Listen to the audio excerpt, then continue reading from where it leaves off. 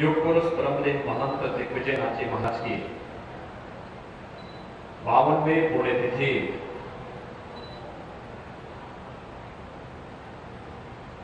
आज के इस पावन कार्यक्रम में मंच पर उपस्थित भारत सरकार के शिक्षा, उद्यमिता विकास और कौशल विकास विभाग के मंत्री माननीय श्री धर्मेंद्र प्रधान जी, उत्तर प्रदेश सरकार में मेरे वरिष्ठ सहयोगी जल शक्ति मंत्री डॉक्टर महेंद्र सिंह जी, आज के इस कार्यक्रम में उपस्थित मठस्थल बोहर रोहतक के श्री महंत और अलवर से लोकसभा के लोकप्रिय सांसद महंत योगी बालकनाथ जी, गोरखपुर के महापौर श्री सीताराम जायसवाल जी, जिला पंचायत के अध्यक्ष श्रीमती साधना सिंह जी, माननीय सांसद श्री रविकिशन शुक्ला जी, माननीय सांसद श्री जयप्रकाश निषाद जी, माननीय सांसद श्री जगदम्बिका पाल जी, माननीय विधायकगण और उपस्थित सभी भाइयों बहनों, मैं सबसे पहले आप सबकी ओर से भारत सरकार के लोकप्रिय शिक्षा मंत्री माननीय श्री धर्मेंद्र प्रधान जी का बाबा गोरखनाथ की इस पावन धरती पर आज के इस पावन कार्यक्रम में हृदय से स्वागत करता हूं, अभिनंदन करता हूं। हम सब जानते हैं कि विकास की अपनी एक सकारात्मक सोच होती है। जहां पर व्यक्ति के मन में सकारात्मकता नहीं, वहां पर विकास भी नहीं, और इस संस्कारों से प्राप्त होता है। पीढ़ी दर पीढ़ी ये क्रम आगे बढ़ता है। गांव हो, गरीब हो, किसान हो, नौजवान हो, महिलाओं हो, इन सबके कल्याण के लिए प्रधानमंत्री मोदी जी ने देश के राजनीतिक एजेंडे को बदला।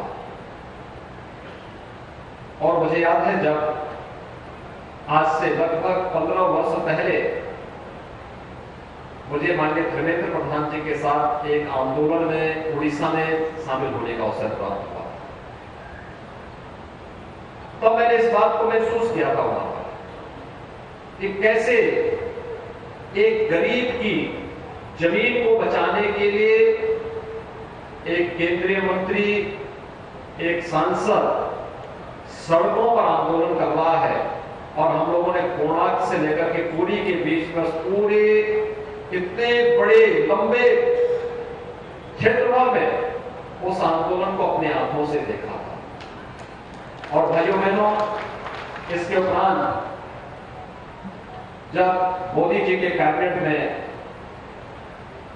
पेट्रोलियम और प्राकृतिक गैस विभाग के मंत्री बने, तो पहले सीएसआर योजना के माध्यम से हर गरीब को रसोई गैस के कनेक्शन उपलब्ध करवाने का कार्य, और मैं धन्यवाद दूंगा कि उन्होंने गोरखपुर से इसकी शुरुआत की थी। हम लोगों ने कैंप लगा करके गोरखपुर के लोगों को लगभग उस समय 1 लाख से अधिक कनेक्शन गोरखपुर की जनता को उपलब्ध हुए। और फिर बाद में प्रधानमंत्री उज्ज्वला योजना ने 2016 में तो देश में क्लीन एनर्जी के क्षेत्र में एक नई क्रांति पैदा की। आज प्रधानमंत्री उज्ज्वला योजना के दूसरे चरण का कार्य भी प्रारंभ हो चुका है।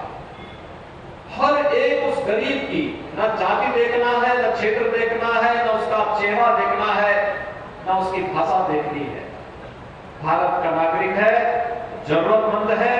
उसको इस सुविधा का लाभ मिलना ही चाहिए। यही है सबका साथ सबके विकास, और यही तो भाव हमारे पूज्य संतों का था। सर्वे भवन्तु सुखिनः, सर्वे सन्तु निरामया का। यही वो भाव, सनातन भाव है जो हमें दुनिया से अलग करके रखता है, दुनिया में हमारी एक अलग पहचान बनाता है, हमारा एक मानवीय चेहरा दुनिया के सामने प्रस्तुत करता है। और उस भाव के साथ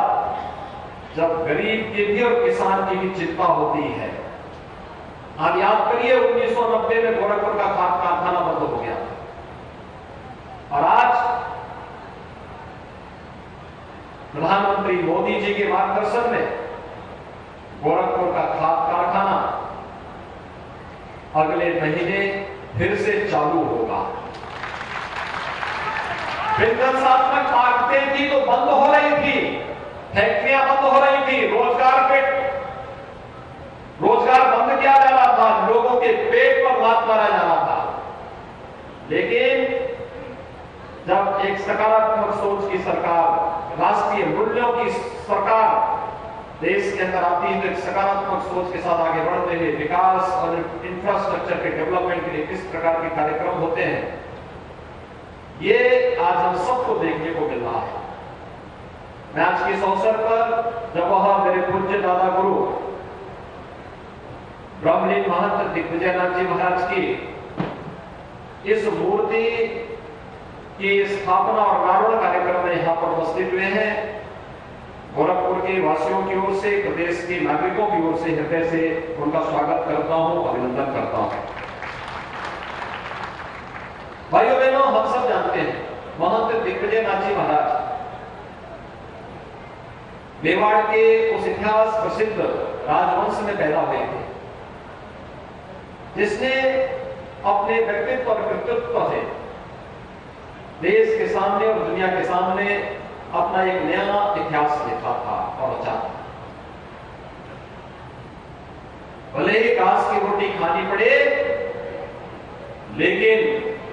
किसी विधर्मी और किसी विदेशी आक्रांता के सामने सिर नहीं झुकेगा। महाराणा प्रताप एवं घोष आज भी हर स्वधर्म और स्वदेशाभिमानी नागरिक को गौरवान्वित करती है। देवलोक से मात्र 5 वर्ष की उम्र में उन्हें गोरक्षपीठ तक पहुंचा दिया और गोरक्षपीठ में आने के बाद योगीराज बाबा गंभीरनाथ जी के सानिध्य में उनकी शिक्षा दीक्षा गोरक्षपीठ में प्रारंभ होती है। योगीराज बाबा गंभीरनाथ जी 19वीं सदी के उत्तरार्ध में एक बहुत सिद्ध योगी थे। गोरक्षपीठ उनकी गुरुभूमि थी और आप देखें योगीराज बाबा गंभीरनाथ जी किस रूप में सिद्ध थे। इधर महंत दिग्विजयनाथ जी का लालन पालन के सानिध्य में हो रहा है और बंगाल की धरती में भी भारत सेवाश्रम संघ के संस्थापक स्वामी प्रणवानंद जी का भी दीक्षा संस्कार इसी गोरक्षपीठ में ही योगीराज बाबा गंभीरनाथ जी के सानिध्य में संपन्न होता है। आप देखते होंगे भारत सेवाश्रम संघ जहां जहां उनके आश्रम है वहां पर योगीराज बाबा गंभीरनाथ जी के चित्र भी उनके वहां पर स्थापित हैं। हम लोग भी योगीराज बाबा गंभीरनाथ जी के प्रति वही श्रद्धा का भाव हमारे मन में है, क्योंकि उनकी सिद्धि और उनके चमत्कार आज भी महसूस किए जा सकते हैं और यही भाव भारत सेवाश्रम संघ का देश के अंदर, दुनिया के अंदर जहां जहां भी उनका अपना प्रसार है, उनके योगी हैं, उनके सन्यासी हैं, वहां वहां पर उसी भाव के साथ वे इस कार्यक्रम को लेकर के जाते हैं। और मैं आभार व्यक्त करूंगा, धन्यवाद दूंगा माननीय श्री धर्मेंद्र प्रधान जी को, जिन्होंने योगीराज बाबा गंभीरनाथ जी के नाम पर दीनदयाल उपाध्याय गोरखपुर विश्वविद्यालय में एक चेयर की स्थापना की, जो इस योग और साधना के क्षेत्र में न केवल साहित्य का प्रकाशन करेगा बल्कि शोध को और आगे बढ़ा करके भारत की हजारों वर्षों की इस विरासत को वैश्विक मंच पर ले जाने में अपना योगदान देगा। भाइयों बहनों, आप सब जानते हैं प्रधानमंत्री मोदी जी ने भारत की परंपरा को किस रूप में वैश्विक मंच पर प्रदान किया। हम जब 21 जून की तिथि को विश्व योग दिवस के रूप में मनाते हैं, ये भारत की ऋषि परंपरा के प्रति श्रद्धा और सम्मान का भाव है। यही श्रद्धा और सम्मान का भाव है कि उनकी दिए हुए उस प्रसाद को, उनकी उस विरासत को हम वैश्विक मंच पर ले जाने का कार्य कर रहे हैं। अपनी परंपरा को के प्रति श्रद्धा व्यक्त कर रहे हैं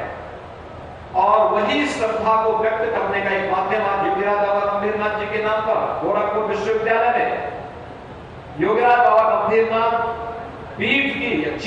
स्थापना यूजीसी के द्वारा यहाँ पर घोषित होना, मैं इसके लिए माननीय श्री धर्मेंद्र प्रधान जी के प्रति हृदय से धन्यवाद देता हूँ, आभार व्यक्त करता हूँ। भाइयों बहनों, महंत दिग्विजय नाथ जी महाराज आजादी की लड़ाई में इस क्षेत्र के क्रांतिकारी युवा के रूप में इस आंदोलन के साथ जुड़े और उस आंदोलन के अग्रणी सेनाओं में बढ़ चढ़ करके भाग लेने के बाद जब उन्हें लगा कि आजादी अब बहुत दूर नहीं लेकिन देश की राजनीति तुष्टीकरण की भेंट चढ़ रही है, तो उन्होंने उससे अलग हट करके वीर स्वातंत्र यानी स्वातंत्र वीर सावरकर के नेतृत्व में उस समय के उस आंदोलन के वे अग्रणी योद्धा बने थे।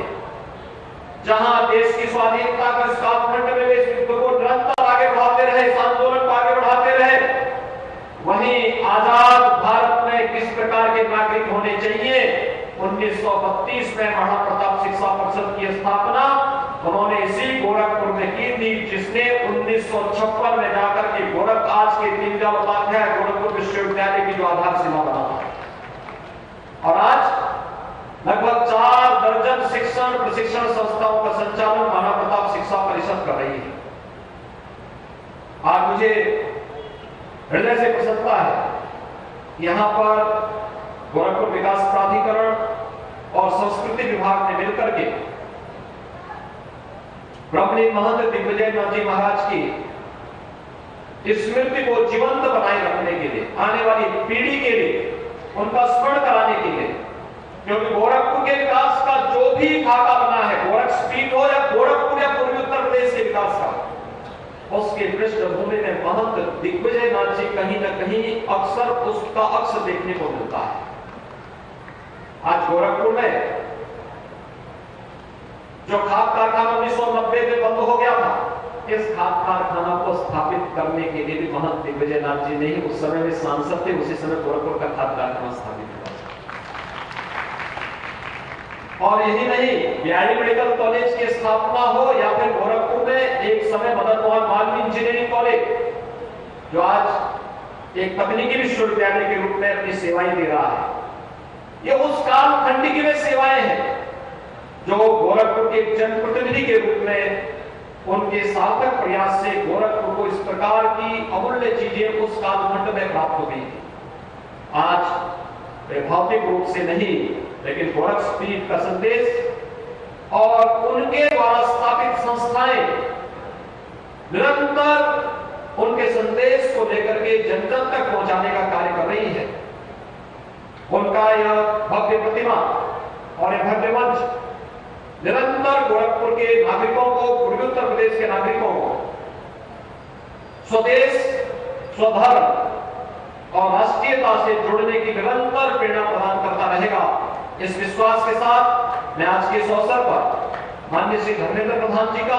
सभी आगंतुक अतिथियों को इस अवसर पर हृदय से साधुवाद व्यक्त करता हूं, धन्यवाद देता हूं और विश्वास व्यक्त करता हूं कि ब्रह्मलीन महंत दिग्विजय नाथ जी महाराज के द्वारा स्थापित संस्थाएं और उससे जुड़े हुए सभी नागरिक, सभी छात्र छात्राएं, सभी शिक्षक, सभी प्राचार्य इस व्यवस्था को निरंतर उनके आदर्शों के अनुरूप आगे बढ़ाने का कार्य करेंगे। मैं पूज्य महंत दिग्विजय नाथ जी महाराज के इस चरणों में विनम्र श्रद्धांजलि अर्पित करते हुए अपनी वाणी को विराम देता हूं। धन्यवाद। जय हिंद। धन्यवाद महाराज से।